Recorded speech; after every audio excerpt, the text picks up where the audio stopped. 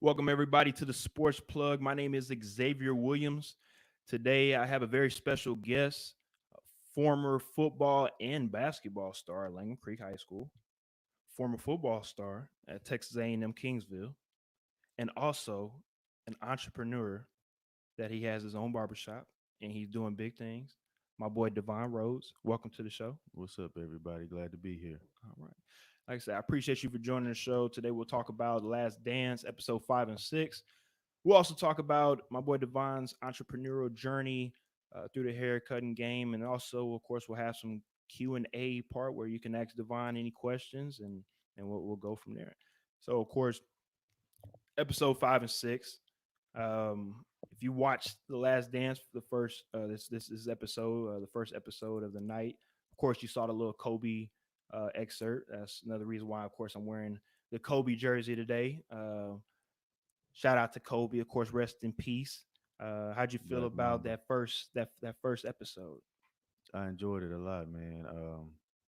It's just kind of sad to realize that Kobe's actually gone, but to realize, what he's done, what he has done, and to hear Michael Jordan speak highly of him is, only just shows what type of person he was. I think it shows respect too on both parts because the media likes to make it seem like it's a feuding rivalry with any of these superstars that we have in all sports, football, basketball, and baseball, but especially the Michael Jordan and Kobe comparison.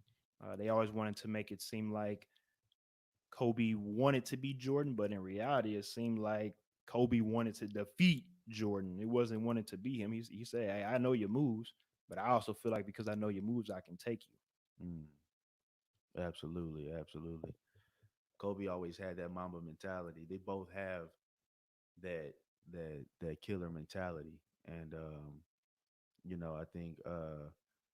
I think it was something special, for Kobe to kind of, in my opinion, base his game off Michael Jordan, just kind of see his key shots. I just think, it was special. I think that whole era was special. I used to play in the Crazy Eights. That's all I'm kind of thinking about right now. I used to lace them up and think that I was Kobe. Yes, sir. I used to have the Adidas Moon shoes. So if Hmm. you don't know what I'm talking about, you can go ahead and check out the Adidas Moon shoes. I had the all whites back in the day. So yeah, I'm definitely throwback Kobe guy. Um, and then also too, like we saw in the documentary, you saw them talking at the All Star game on the East Side. They were talking about Kobe as a 19-year-old. Like, man, watch out for this guy because he coming at you. Hmm. And again, these are guys that were in the league already for multiple years, of course, that are in the All Star game. And for Kobe to be the youngest guy to be in the All Star game at that time, for him to be talked about at such a young age, Hmm. by peers that were playing against him, I'm pretty sure that was a very big eye opener for people to see 20 years later. Absolutely. Yeah, I think me thinking back in my high school days, to be put my shoes in Kobe's shoes, I wouldn't even know if I'd be able to handle, the type of publicity and the type of Media scrutiny. yeah, media screwed exactly. I don't think I'd probably be able to handle that well. But they both uh they both were great examples in their with their professions, great examples on and off the court. I mean, it's just once you reach a level of success, you start being a role model to people, whether if that's something that you want or not. And I think that's one of the hardest things to do and to kind of put up with because you don't want to lead people down the wrong road, but you also want to be yourself, and it's not like, you'd be doing something to lead people down the wrong road. People have different opinions about everything. So, it was really inspiring to watch.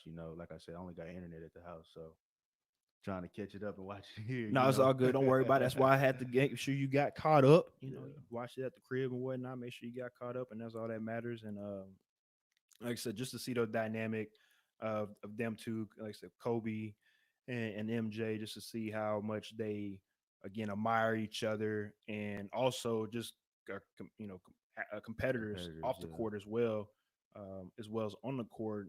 And as much as it was going on the court, there was a lot of smack talk going on off the court.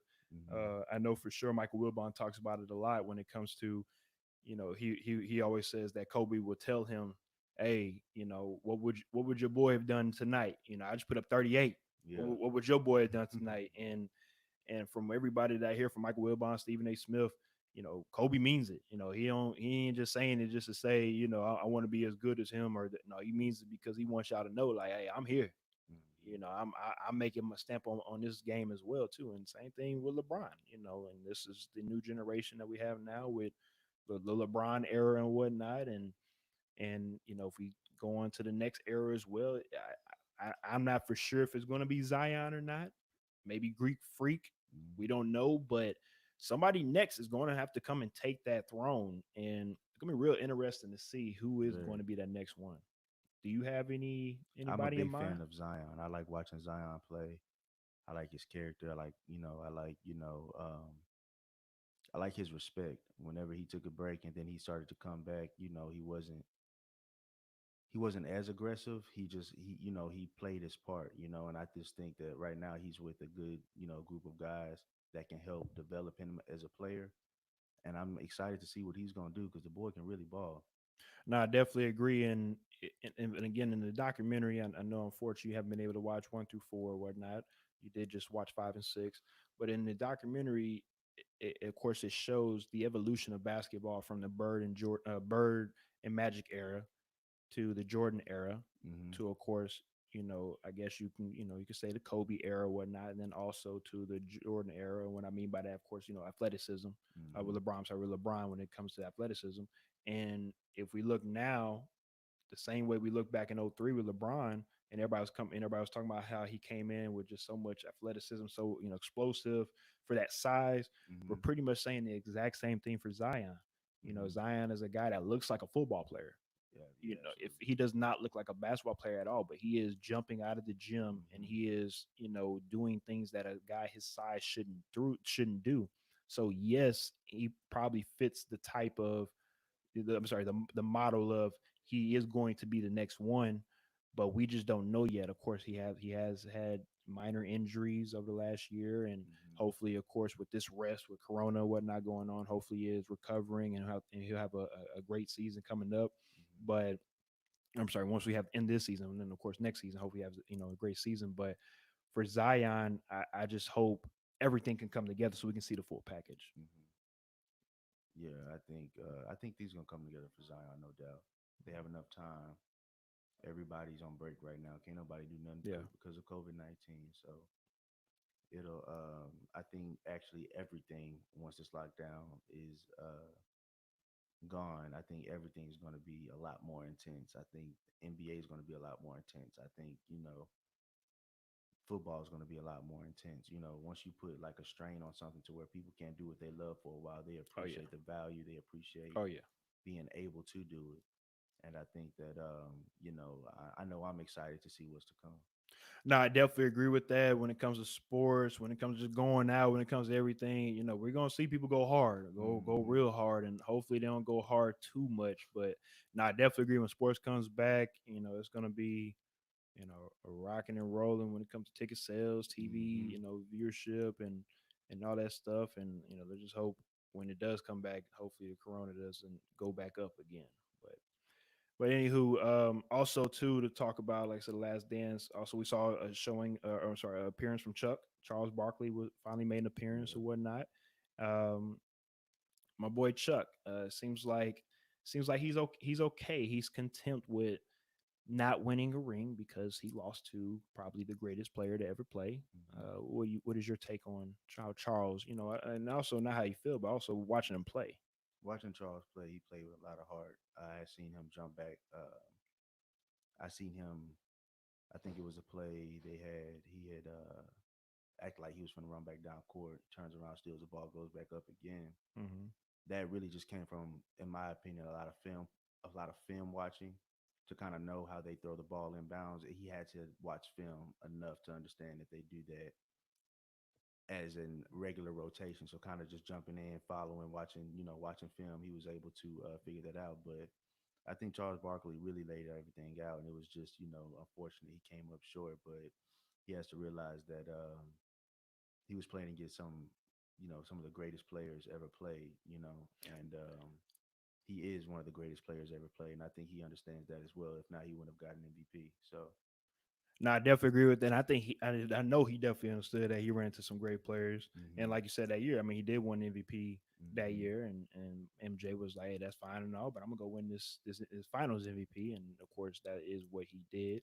Um, and again, I think it just goes to show you the competition that was played because a lot of people say, "Hey, MJ didn't play in that good of an era." A lot of people say it was playing against a whole bunch of mailmen or milk guys and whatnot that it wasn't even supposed to be out there. But if you look at the statistics now, it's actually technically more white people that play in the NBA now than they did back in the 80s and 90s. So you can throw that stat out there, but one of the things about playing in that era, it was of course a toughness era. hmm And if you didn't bring the toughness, you weren't going to make it no matter how good of a shooter you was or no matter how many people you dunked over. If you didn't have some type of toughness and some type of heart, because like they talked about, not just with of course with the Suns, but also of course with the Pistons and the Celtics, you weren't going to just drive in this lane and not get a foul. You're hmm going to have to do something to make sure that Michael Jordan wasn't able to elevate, so where he was not able to beat you. hmm Yeah, yeah, man. Just watching it, just brings. I'd be thinking, back whenever I had played in high school, but it was nothing compared to the magnitude that they took everything. This is the world that we talking about. So, um, just watching it, it's actually kind of inspiring, just to see, to see players make it to that level and just really, from what I've been kind of noticing, is the stress that you actually deal with, Mm-hmm. and I just think dealing with that kind of stress is different, but I feel like that all of them that they're talking about, Charles Barkley, Michael Jordan, Scottie Pippen, they all handled their business, well, and they did the best that they could to not have their off the court affect their on the court, if that makes sense. No, it makes complete sense because, well, I mean, we could talk about the gambling. We'll talk. We'll get into that. We'll get into that a little bit. But no, I definitely agree when it comes to there were things off the court that was going on hmm that definitely could have messed up the dynasty from Ryman's rendezvous with Carmen Electra and all that good stuff to the mental issues that Scottie Pippen was probably going through with his family and whatnot, and also of course Michael with his situation with his father and all that good stuff. There were a lot of things that were going on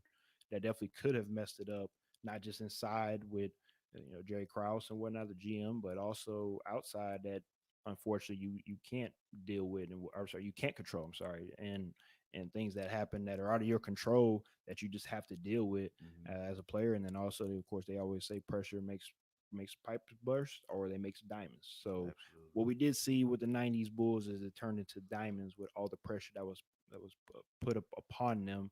But we also, of course, saw the beginning of the end of the Bulls hmm because after these six rings, unfortunately, the Bulls haven't really done anything too much. They've won from last stat that I've heard, they've won five playoff series since the last championship ring that they've won with the Bulls. hmm So just think about that. Since 1998 to 2020 that we are now, they've only won five playoff series. hmm So I mean, that just goes to show you that does it take an organization like Jerry Cross have talked about in the last four episodes? Yes. But at the end of the day, the players are the ones that one win the championship and two the fans come to see. Fans don't come to see Jerry Krause sit on the side and eat his popcorn. hmm They come to watch Michael. They come to watch Eric Jordan. They come to watch Scotty, and they come to watch Dennis Rodman. Right. hmm So it was a lot of egos going on in there, and unfortunately, that was the demise of the Bulls when it comes to just again just the egos. I think Jerry Krause was one of those guys that never really got the recognition since he was a young kid. So he felt like, man, I finally on this pedestal. I'm finally on this throne where I'm finally gonna get recognition, and Hmm. I'm still not getting the recognition. Yeah, I just that's just what I saw from him. that he didn't get his recognition. Well, eh, it was kind of again, it's kind of like that. You seen it back in the day where if a guy doesn't get picked, I'm gonna take my ball and go home. Hmm. Or if I don't score, if I don't get the ball this game, because y'all want to pass to me, I'm gonna take my ball and go home. Hmm. He seemed like one of those type of guys where if I don't get my way, I'm gonna make sure I do what I need to do to get my way. Hmm. I think that's to me. I think that's kind of selfish. But at the end of the day, to each his own. I mean, I think one part that I've learned playing high school is that you definitely have to know your role.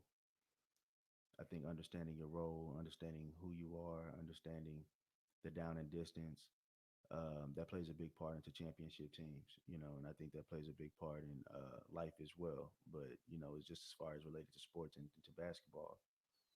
I wasn't the best scorer. I wasn't the best dribbler. I had speed, I could rebound, and, I could play defense. We had other scorers, we had other shooters. And me understanding, my position was, it helped us in the long run. I mean, it's great that you bring that up. I mean, it's pretty much yes, the '90 Bulls. Same. Speaking, Dennis Rodman, he came in knowing that I can score, I can do other things, but for this team, I I have to need to rebound. rebound. Hmm. It's just knowing your role. Same thing with the Warriors of this generation. Hmm. Draymond. I know he's somebody that gets picked on all the time by different writers and all that stuff like that. But is he the greatest basketball player? Probably not. Is he a top 50 player? Probably not.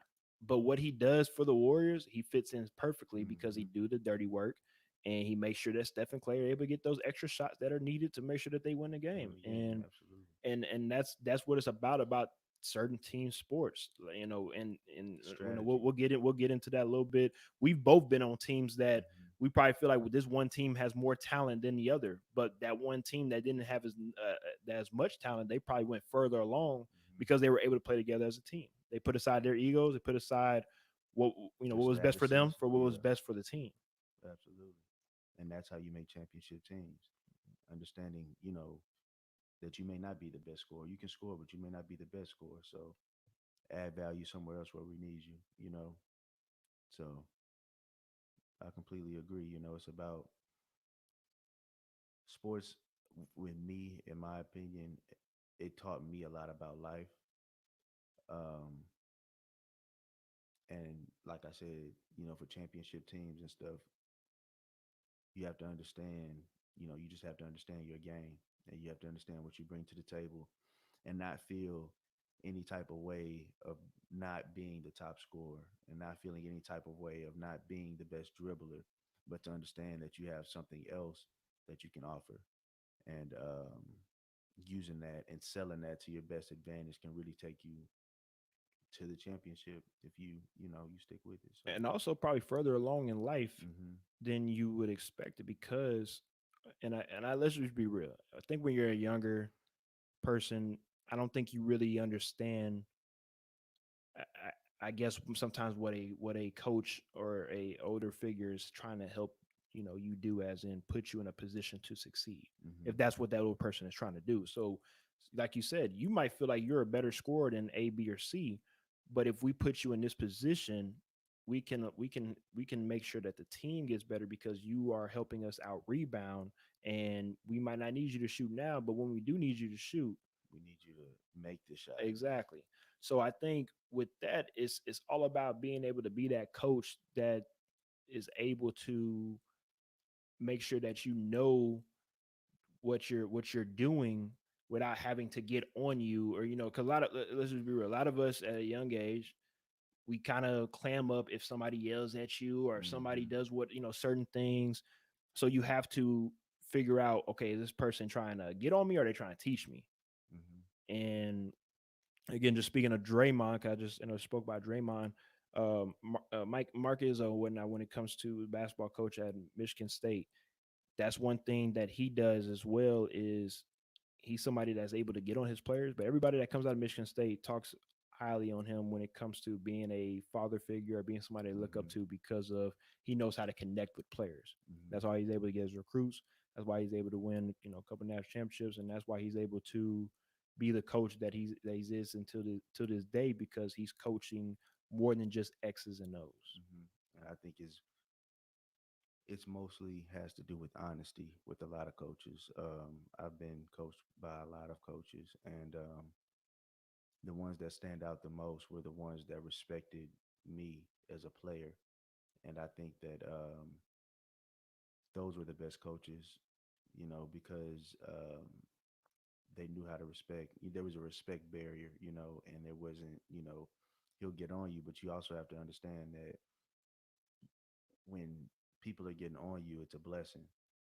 It's when people aren't getting on you when you have to realize that you could be the problem, Yes, sir. So when your coaches is getting on you, you have to understand that it's sometimes out of love, whether if it's a little profanity in there or what it is. You have to understand that it's a business, and you have to understand that being in your feelings aren't going to take you too far. You have to understand that you have to find that grit inside of you to understand that this man is telling me right, and I need to apply it either to the field or to the field or your daily life, regardless Mhm. on what it is.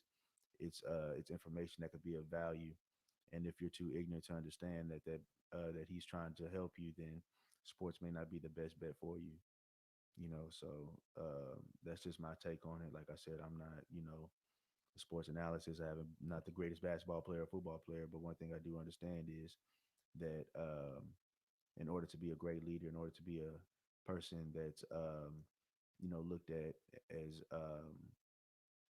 to be a teacher, a teacher was once a student, and you Mhm. must understand that you have to you must have to learn something before you can teach it, or you have to learn something before you can move on to that next level. So No, I definitely agree, and everything that you stated is 100% because it doesn't matter if you're somebody that played in the NFL and made it to made it to the Hall of Fame, or if you're somebody that played high school football. Some of those intangibles that you hear about on everyday basis are still the same thing. And the great thing with any sport, football, basketball, baseball, no matter what sport it is that it teaches you these life lessons that you are able to carry on for the rest of your life.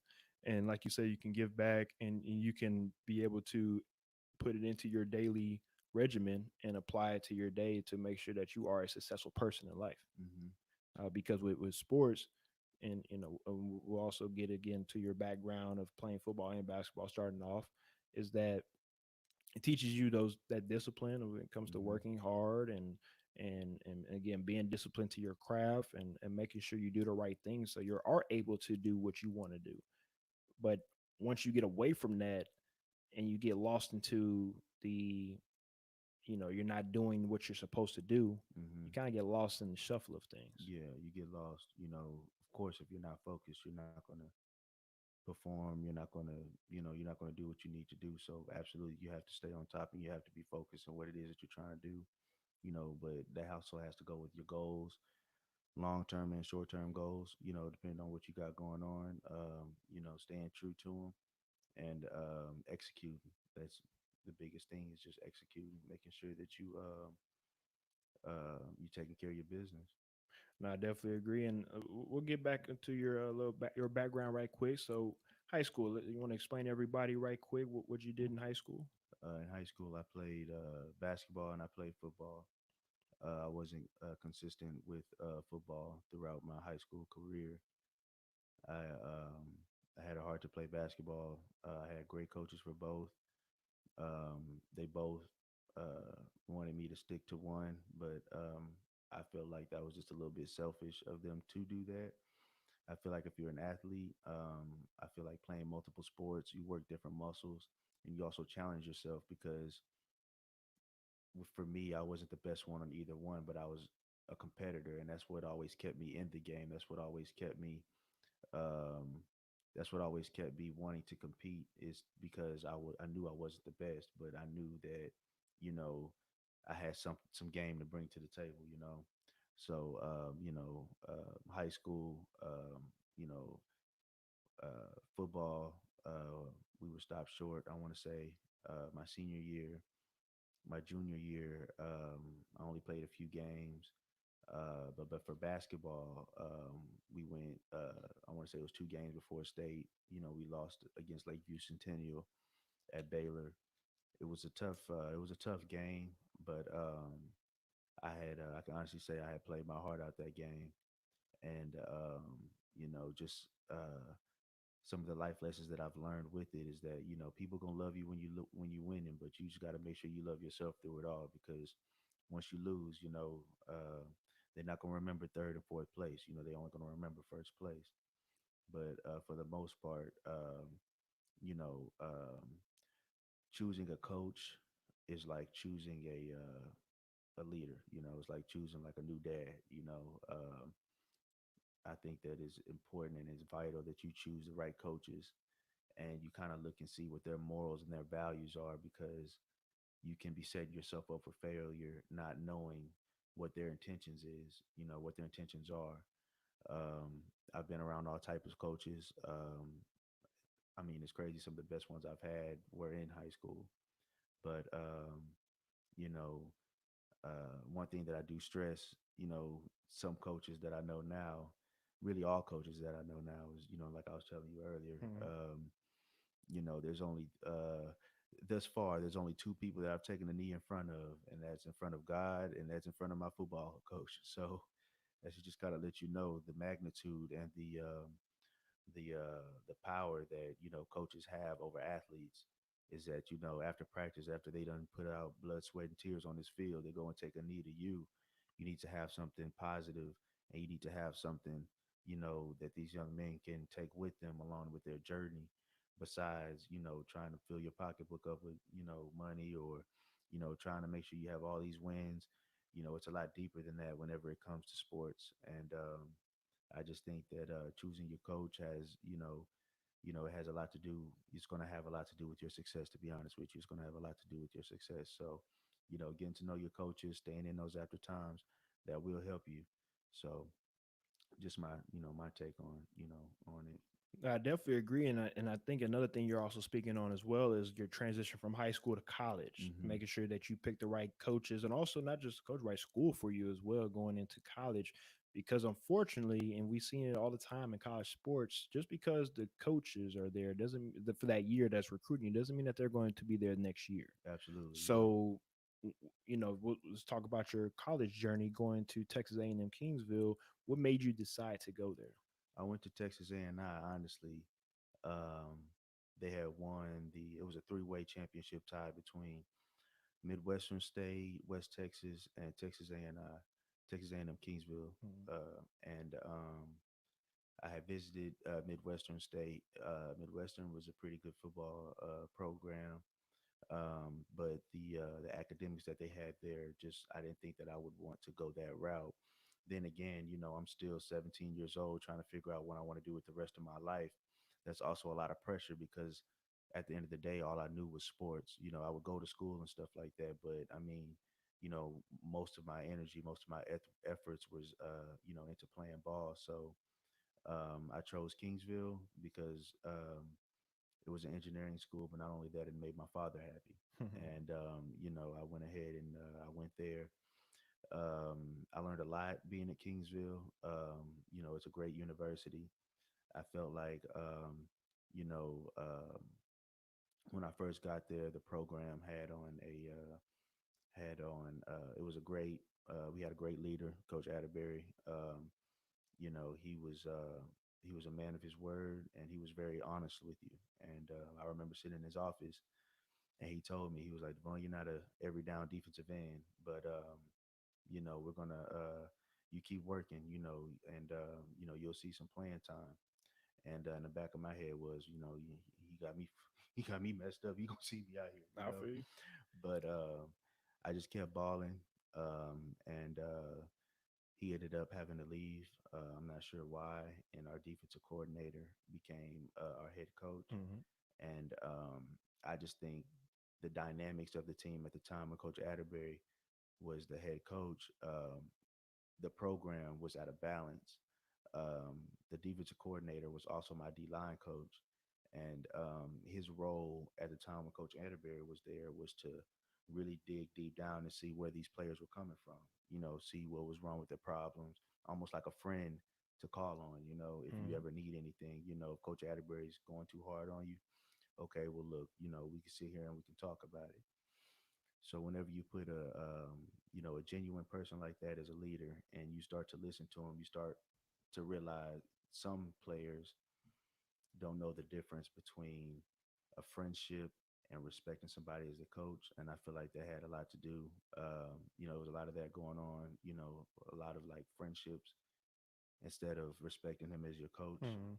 I think that was a lot that was going on. Our athletic director, um, he wasn't the best role model. I don't want to get too much into that, but it ended up making our program not look as good going into the later years of my collegiate career. So I had gotten hurt, um, and for the first time in my life, I had to sit down and realize, what it is that I wanted to do. I was just like, he actually pulled me in his office. He said that if I didn't this was actually, I want to say I was a sophomore. He said if I didn't pass, one of my classes, I'd have to go back to Houston. And I was just like, that's not something that I can do. I'm Mm. not going to go back to the house and have my old man ask me why I'm pulling up right now. Exactly. So I got my stuff together. I ended up passing my classes, and you know, when it was my time to shine, I was hurt. Like I said, I was hurt. Well, this is what happened. Like, I had put in a lot of work. I was trying my best to see the field. My coach would tell me I'd get in. I wouldn't be getting in. This is just a life lesson that I've learned through myself and through my business as well. Um, it was hard for me to be around a coach that would tell me that I'd be getting in and I wouldn't be getting in. I'll be playing, I'll be starting, and I wouldn't start that week. I would tell my father, I'd tell my mother, I'd be going out and playing, I'd be doing this and doing that. And then, when they come out there, I won't be playing. So it made me look like a liar. Mm. And then I ended up getting hurt. And then that next season, I didn't play. I played the following season. During that following season, we had a lot of movement in our staff. It wasn't consistent. Things were just kind of, go with the flowish. And I had lost, my passion for being great. I had lost my passion for putting in extra work. So I have my focus in elsewhere. And, my number was called whenever I was a senior and I was not ready. And I'll never forget that game because I had a wide open tackle. I came from the other side of the field, wide open tackle. I didn't wrap up. I thought I hit him hard enough for him to run out of bounds, but just so he was he just somehow stayed in bounds. It got like a maybe extra 5 or 10 yards. Mm. And since I was seniority on the team, and you making a play like that, it didn't you didn't build too much trust in your teammates. You didn't build too much trust, in your in my coaches and stuff. And I had to. It was a wake up call for me to realize that regardless of what you go through, you always need to be ready when your number is called, regardless on like what's going on in your life, or you may not be um, you may not be reaching to the next level like you think you are, or you may be failing all the time.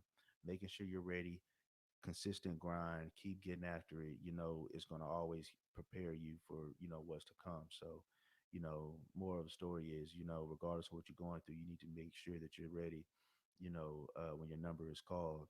And, I just think that's a lesson, like I said, that's a lesson I learned in football, and that's a lesson that I've learned, outside in life, is that you have to be ready whenever your number is called. I mean, even if you're not, you need to make something happen. I think the saying is, of course, always be ready instead of having to get ready. Absolutely, yeah. So I Always be ready instead of having to get ready. exactly, Absolutely. exactly, So and that's one thing. My uncle, shout out to Uncle Greg, played for the Cowboys back in the day. That's one thing he always told same me number, is, 43, yeah, man. Hey, shout out to him. Is one thing he always told me is to make sure I stay ready because at any point in time, anybody that want to work you out, if they want to work you out on the in front of your yard, are you ready?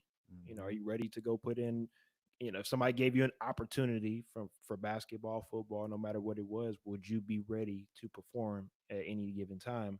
And hmm that's the the guidance that I had was lucky enough to have to be able to know that, yeah, I need to be ready at 21, 22, 23, just in case anything was to pop up, no matter if it was overseas or if it was arena football, no matter what it was. I definitely agree with that statement. Yes, sir. Also, too, I just want to get on because, of course, you played college sports. Of course, we have this pay for play coming up next year. They're going to be. I know the headlines read that all college students are going to be getting paid next year, but that is not true. Everything that came up, all that stated was just pretty much that they are going to take it into a vote next year. So, Hmm. with that being said, do you feel like college students should get paid for their talents while they're either playing football, basketball, baseball? I absolutely agree.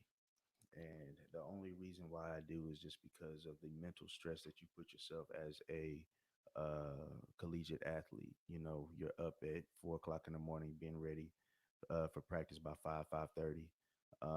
At the time, I had a job and I went to engineering school as well. So having to be up that early, getting out of practice, getting ready to go to work, shoot straight to work, work from like 11 to 2, get off. I'd have weights at 3.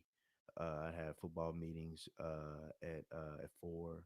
I'd have special meetings, special team meetings at 5.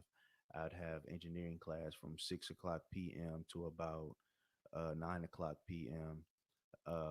If we don't have anything going on that day, if we have a team meeting, it may be around like 10 o'clock.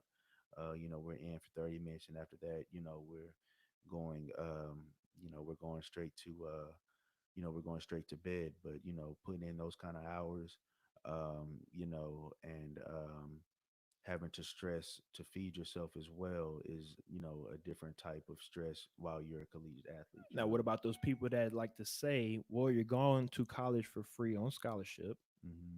and everything is taken care of through scholarship? Why do we need to, why do you feel like you need to get compensated for something that is taken care of for free? Because sometimes it's above that. You're asking athletes to not only sacrifice their body, but they're sacrificing, their time and their mental health as well. I think being actually from the profession that I'm in, dealing with, grown men, um, you deal with a lot of men that's their mental health is not there all the way. So I know, as far as just being in football or just being in that kind of environment, not performing on the football field, can can provide, can be a stress, getting hurt, or not doing too well. You're getting hurt in football, your coach is upset with you, but you're struggling in class as well. And then not only that you're struggling in class, you probably don't have no food to eat that night. It all kind of just adds up. And I know, whenever I was in school, I went Division 2, Texas A&M Kingsville Division 2. I wasn't on full scholarship. I had to, I had to work. I had to work. But um, if I was getting a little money from the schoolhouse, it wouldn't stress me. It wouldn't have stressed me out so much about staying off campus. I could have stayed on campus, but staying on campus, um, and then not staying on campus. When I stayed on campus, I had a roommate that didn't play football, so his living was different from my living. Mm-hmm. That's actually, I remember this conversation with my head coach, Coach Atterbury. You know, I was dealing with different walks of life. I Mm-hmm. came up from, my mother used to clean every day. It was more clean. So whenever I got to college and I stayed in the dorms, he didn't live the same way. He It's left. funny you say that because I had the same conversation recently when it comes to that transition from high school to college, and also when I was in the military. We can go from you transition with grown people that don't do the same things that you used to Yeah. do, come to cleaning or eating or working out or doing what it is. So you have to kind of adjust, and Hmm. like you say, you have to adjust kind of the hard way because if you was in a room with other athletes, you probably, who knows, y'all wake up on the same time. You have the buddy Hmm. schedule to where y'all doing everything on the same time, same schedule, to Hmm. where it probably wouldn't have bothered you as much. Yeah. it wouldn't have bothered me as much if he was an athlete and we were getting up and getting after it at the same time. Mm-hmm. But to come back at the room, around 4 or 5 o'clock and just see like, or like even later at night, and just see like stuff everywhere, the room smelling like stuff. Mm-hmm.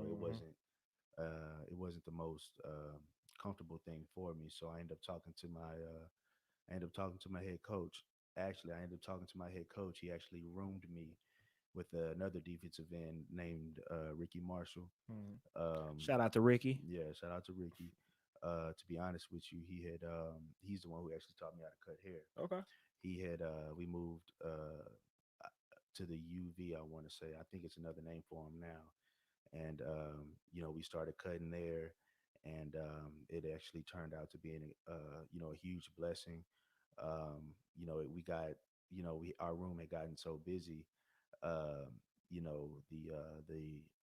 The I guess the people who made the dorms or whatever kind of told us that we couldn't be operating a business inside of a business or something like that. So we had to put up donation jars Mm-hmm. and show people that we were taking donations and that we weren't actually charging people, because Mm-hmm. if we were, we'll be constructing a business inside of a business.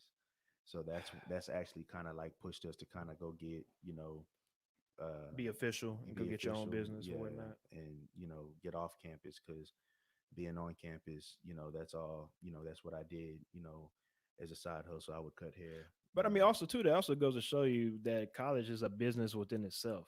So you hmm telling me as a young broke kid, you're trying to make extra money in the building that you're in, but you can't do it because the building that you're in won't allow you because you have to, of course, pretty much pay them so you can hmm get money. That's pretty much what it That's is. pretty much what it Yeah. was. So It it's had gotten to a point to where we would have the actual locals from Kingsville. They weren't just students; they were locals that would, they valued a quality haircut. So they would come in. They'll come up to the room.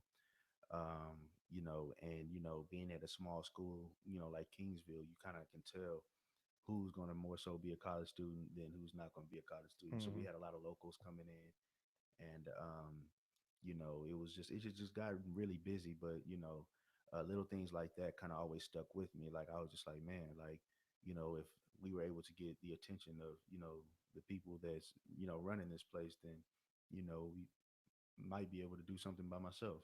A- And and the reason why I bring that up is because unfortunately, in college, when it comes to paying the athlete, or I'm sorry, paying student athletes or whatnot, a lot of people don't want to do it because they have that preconceived notion that these players are getting paid, they ride around cars, that you guys are taken care of, blah blah blah blah blah blah.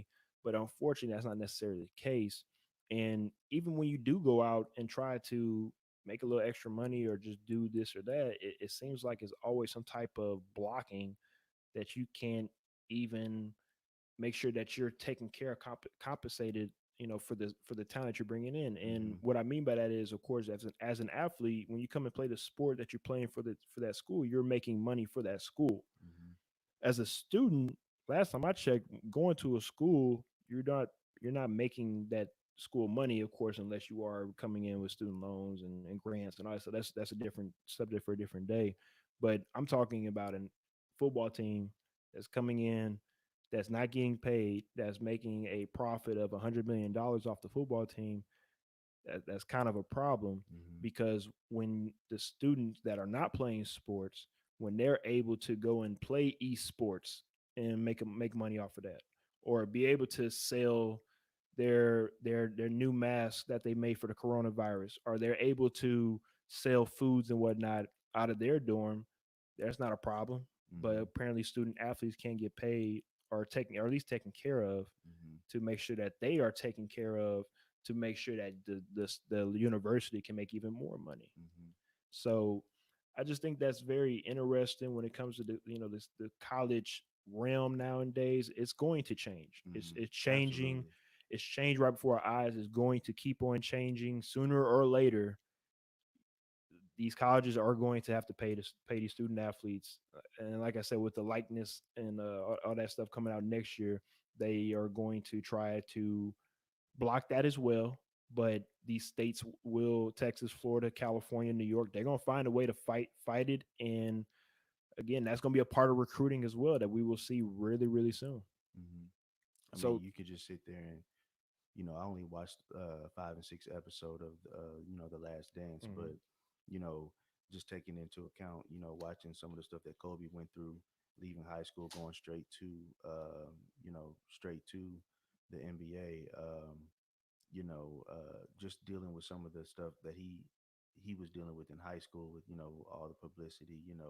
Being a major athlete, you're gonna have people follow you everywhere, especially whenever you feel like you have you have a especially when you have a gift, and people can see the gift on you, and your people are holding you to a higher standard. They're gonna expect more of you. mhm, But and at the end of the day, all you like to do is play ball. mhm, So now you have that stress of going out here, keeping your mouth shut, not saying anything because you don't want people to take your words and twist them around. yep, And then next thing you know, you're looked at as like the bad guy, or just completely doing something that you like to do, that's fun in general. People are gonna have something to say about what you're doing. People can always twist things around so they can make money off of it. I just think that the stress level that comes with being a collegiate athlete. I'd even try to reach down to even some high schools, not all high schools, but I wouldn't even say high school, mostly just collegiate. A lot of collegiate athletes, they go through a lot of back pain, a lot of physical pain with their body. And I just feel like they should definitely be compensated for that, because you know at the end of the day, we're not doctors. We're not they're not so that if something did go wrong with their body that was actually vital, they probably wouldn't know themselves. mhm, So you got somebody that played last year that got a concussion one game, not know that they had a concussion, head just hurts really bad, but they love the team, they love the sport, and they're still going out there giving it their all. you know that's somebody playing with their life, and they're not going to get compensated. If anything happens, they'll probably just go to a trainer, and after that, if you're hurt, you could potentially be cut, potentially have to go back home. And then now you're at home, no degree, and only have like a concussion. And, if you were granted the privilege to get if you were granted the privilege to get a scholarship, then, you don't have any student loans, but you did. Now you're stuck at home with student loans, mhm, you stuck with all that stuff. And now you've also created more stress, now you have to figure out what he's going to do with his life, or what mhm, she's going to do with her life. mhm. And it's It's just, a vicious cycle. yeah, it's a real vicious Vicious cycle. cycle. So And that also transitions me into your business hmm because I think that's also another reason why I think you with the financial independence that you were able to have cutting hair hmm and being able to make the money that you were able to make cutting hair. I think you kind of saw as a young person growing into a man that, like, man, if I'm able, I have a skill, hmm I'm honing in on my skill, hmm and I'm learning that this skill allows me to be able to get financially compensated. And once I'm getting financially compensated, it allows me to be able to freely move the way that I want to move financially. hmm Because once you're able to get out of debt, you have a profit of whatever your profit is, and every month you're profiting. You're able to move around a lot differently when it comes to business. absolutely. And if you want to speak on how you created your business Well, I started cutting hair really, like I said, in college. Um, to be honest, I was tired of you know doing all sorts of other things to make money. I just decided to. I had a roommate named Ricky. He was clean. He was really nice with the Clippers. And I think I had got my first refund check, and I had bought my Clippers, and I was just like, you know what, I'm finna learn how to do it. I was the worst. Anybody that went to Texas A&M Kingsville in between the years of 2010 and 2014 would tell you I was probably the worst barber. But I stuck with it, and I didn't do it to try to be the best barber at the time. I loved the craft, but one thing that I loved about doing it was that I was able to make my own money, hmm and I taught myself something that I could feed myself, you know, by myself, and What's the I feel saying? like You get a man a fish, they can eat for a yeah, you day. give them Teach in them to fish, they can live he for a lifetime. feed himself for a lifetime. Exactly. Absolutely. So that's what I ran with, and it's just been a blessing, man. Like being able to cut hair in general, and not only that, just have people they like it. It's like it's one of the best feelings of the world to perform a service, and people appreciate quality. People appreciate you giving them a haircut. You'll be surprised. I remember a few times I had given out some haircuts, and you know it it changed their swagger. It changed their confidence level, and that's really why I continue to do it, because whenever you start to do stuff for money, your drive and your passion goes out pretty fast. But whenever you do stuff out of the kindness of your heart and you see the difference that it can make in people, is what's going to make you reach levels that you didn't think that you could make. And that's honestly why I think I'm able to cut, still cut till this day, and be able to pay, my bills, and be able to pay, for